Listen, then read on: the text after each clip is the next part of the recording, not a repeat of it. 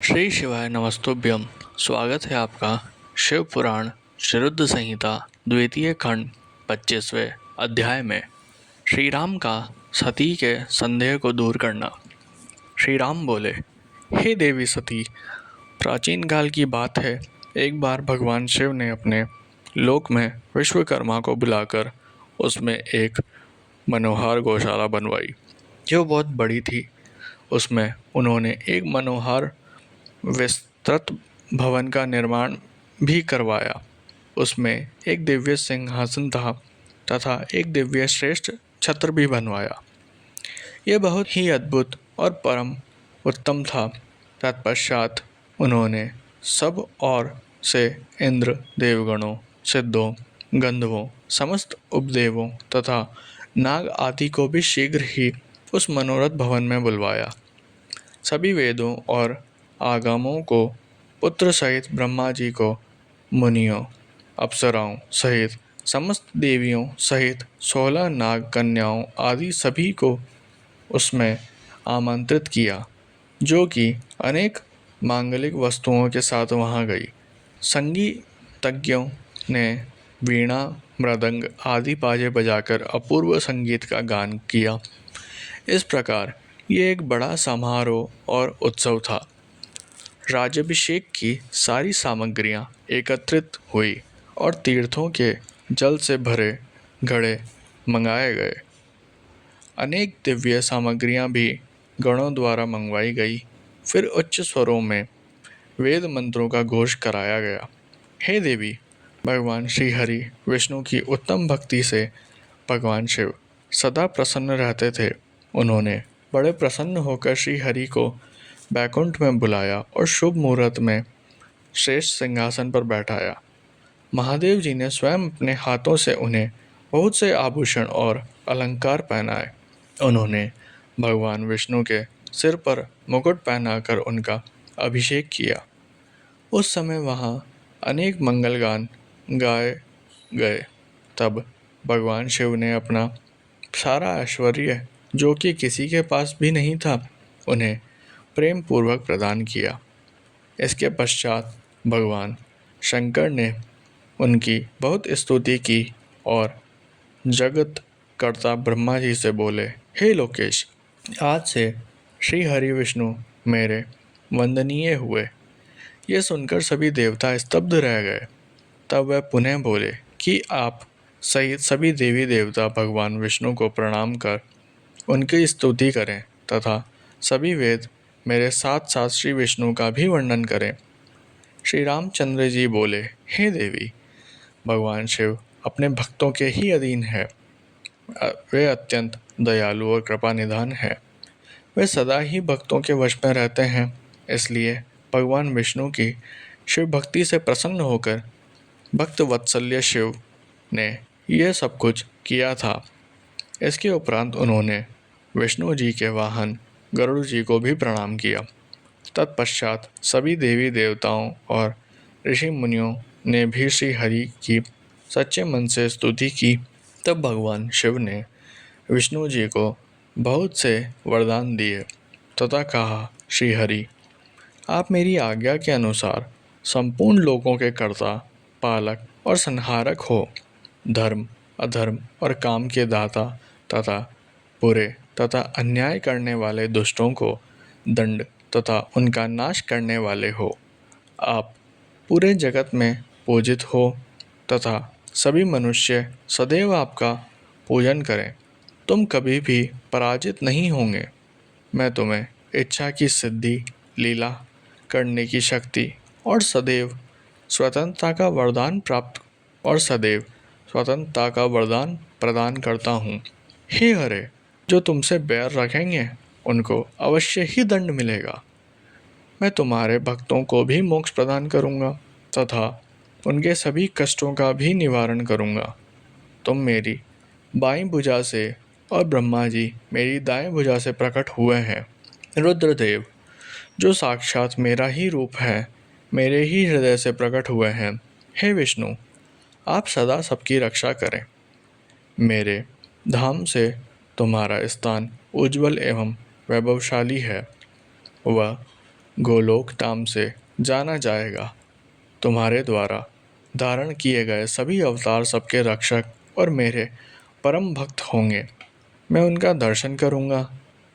श्री रामचंद्र जी कहते हैं, देवी श्री हरि को अपना अखंड ऐश्वर्य सौंपकर भगवान शिव स्वयं कैलाश पर्वत पर रहते हुए अपने पार्षदों के साथ क्रीड़ा करते हैं।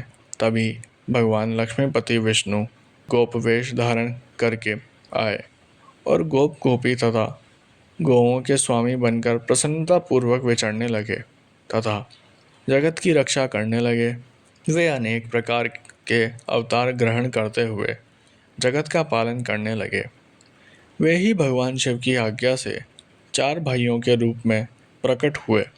अब इस समय में विष्णु ही अवतार रूप में प्रकट होकर 4 भाइयों में सबसे बड़ा राम हूँ, दूसरे भरत हैं, तीसरे लक्ष्मण हैं और चौथे भाई शत्रुघ्न हैं।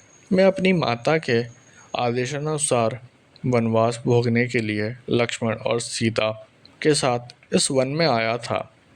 किसी राक्षस ने मेरी पत्नी सीता का अपहरण कर लिया है और मैं यहाँ वहाँ भटकता हुआ अपनी पत्नी को ही ढूंढ रहा हूँ। सौभाग्यवश मुझे आपके दर्शन हो गए। अब निश्चय ही मुझे मेरे कार्य में सफलता मिलेगी। हे माता, आप मुझ पर कृपा दृष्टि करें और मुझे यह वरदान दें कि मैं उस पापी राक्षस को मारकर अपनी पत्नी सीता को उसके चंगुल से मुक्त कर सकूं। मेरा यह महान सौभाग्य है कि मुझे आपके दर्शन प्राप्त हुए। मैं धन्य हो गया। इस प्रकार देवी की अनेक प्रकार से स्तुति करके श्री राम जी ने उन्हें अनेकों बार प्रणाम किया। श्री राम की बातें सुनकर सती मन ही मन बहुत प्रसन्न हुई और भक्त वत्सल भगवान शिव की स्तुति एवं चिंतन करने लगी। अपनी भूल पर उन्हें लज्जा आ रही थी। वे उदास मन से शिवजी के पास चल दी। वे रास्ते में सोच रही थी कि मैंने अपने पति महादेव जी की बात न मानकर बहुत बुरा किया और श्री राम जी के प्रति भी बुरे विचार अपने मन में लाई। अब मैं भगवान शिव को क्या उत्तर दूंगी। उन्हें अपनी करनी पर बहुत पश्चाताप हो रहा था। वे शिवजी के समीप गई और चुपचाप खड़ी हो गई। सती को इस प्रकार चुपचाप और दुखी देखकर भगवान शंकर ने पूछा, देवी आपने श्री राम की परीक्षा किस प्रकार ली। यह प्रश्न सुनकर देवी सती चुपचाप सिर झुकाकर खड़ी हो गई। उन्होंने शिवजी को कोई उत्तर नहीं दिया। वह असमंजस में थी कि क्या उत्तर दे, लेकिन महायोगी शिव ने ध्यान से सारा विवरण जान लिया और उनका मन से त्याग कर दिया। भगवान शिव ने सोचा, अब यदि मैं सती को पहले जैसा ही स्नेह करूं, तो मेरी प्रतिज्ञा भंग हो जाएगी। वेद धर्म के पालक शिवजी ने अपनी प्रतिज्ञा पूरी करते हुए सती का मन से त्याग कर दिया। फिर सती ने कुछ भी न कहकर वह कैलाश की ओर बढ़े। मार्ग में सबको, विशेषकर सती जी को सुनाने के लिए आकाशवाणी हुई कि महायोगी शिव, आप धन्य हैं। आपके समान तीनों लोकों में कोई भी प्रतिज्ञा पालक नहीं है। इस आकाशवाणी को सुनते ही देवी सती शांत हो गई है। उनकी कांति फीकी पड़ गई। तब उन्होंने भगवान शिव से पूछा, हे प्राणनाथ, आपने कौन सी प्रतिज्ञा की है, कृपया आप मुझे बताइए। परंतु भगवान शिव ने विवाह के समय भगवान विष्णु के समक्ष जो प्रतिज्ञा की थी उसे सती को नहीं बताया। तब देवी सती ने भगवान शिव का ध्यान करके उन सभी कारणों को जान लिया जिसके कारण भगवान ने उनका त्याग कर दिया था। त्याग देने की बात जानकर देवी सती अत्यंत दुखी हुई। दुख बढ़ने के कारण उनकी आंखों से आंसू आ गए और वह सकने लगी। उनके मनोभावों को समझकर और देवी सती की ऐसी हालत देखकर भगवान शिव ने अपनी प्रतिज्ञा की बात उनके सामने नहीं कही।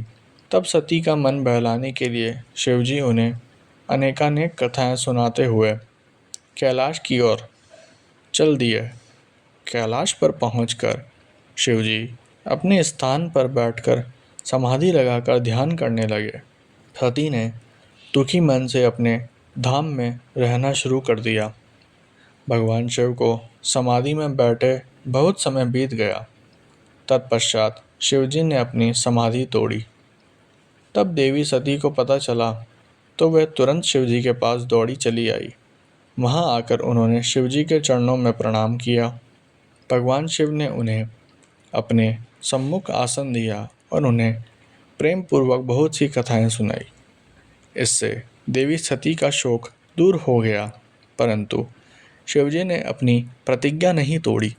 हे नारद, ऋषि मुनि आदि सभी शिव और सती की इन कथाओं को उनकी लीला का ही रूप मानते हैं, क्योंकि वे तो साक्षात परमेश्वर हैं, एक दूसरे के पूरक हैं।